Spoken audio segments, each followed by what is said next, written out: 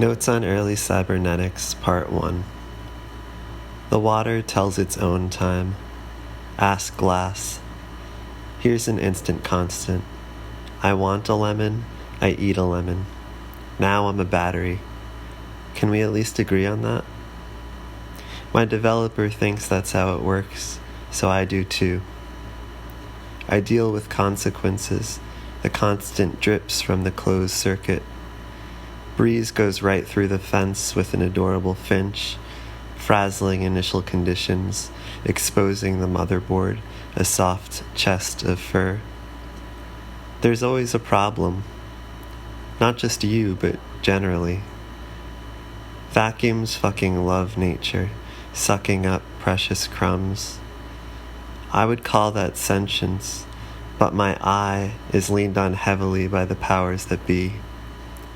Grade A permutational mojo. The lemon had ideas. I sense myself veering into animism. The heart is a feedback valve. The valve is fed by a second heart, which might also be the brain, or 5 brains equally distributed. The heart is infinite. It receives everything, even dental surgery. We didn't have to go through the motions, in other words. Life ate us, is going through a quasi-revival all the time. Small art, smaller than you can believe, smaller than you can see. Why bother to look? You put these things together, smiles, toothaches, all of it, and they make a reality that is self-organizing. Outside of this, there is another this. Inward looking. Oh shit. You could see how one science would disavow the other, how ghosts would think themselves alive. It depends where you start the music. I walk so purposefully and yet sweat through my skin shirt, semiconducting. Reread the work of Norbert Wiener without wanting to pull out your eyelashes increasingly slowly. He himself was a man of many kinks, slimy purple vibratos. We all do things that don't help our arguments. Take a large enough sample, the weather has no meaningful comment on beauty. Tiny glasses are back in.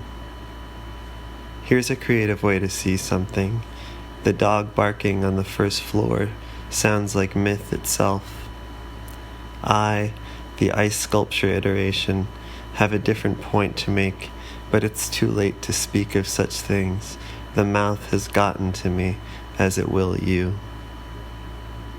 It's 3 a.m. I must be lonely. It's too early, as in any point of repose, to say which formulas will bear something of the human. Remember?